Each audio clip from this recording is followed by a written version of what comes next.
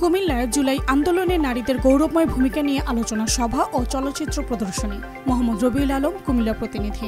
জুলাই আন্দোলনে নারীদের গৌরবময় ভূমিকা নিয়ে আলোচনা সভা ও চলচ্চিত্র প্রদর্শনী অনুষ্ঠিত হয়েছে। সোমবার দুপুরে জেলা প্রশাসন, কুমিল্লা মহিলা বিষয়ক অধিদপ্তর, জেলা তথ্য অফিসের উদ্যোগে জেলা প্রশাসকের সম্মেলন কক্ষে এই অনুষ্ঠানের আয়োজন করা হয়। এতে প্রধান অতিথি হিসেবে উপস্থিত ছিলেন জেলা প্রশাসক মোহাম্মদ আমিরুল কায়সার। অতিরিক্ত জেলা প্রশাসক পঙ্কজ বড়ুয়ার সভাপতিত্বে এ সময় উপস্থিত ছিলেন জেলা শিক্ষা অফিসার রফিকুল ইসলাম, মহিলা বিষয়ক অধিদপ্তরের উপপরিচালক জেসমিন আরা বেগম, সিনিয়র তথ্য অফিসার মোহাম্মদ নুরুল হক সহ অনেকে।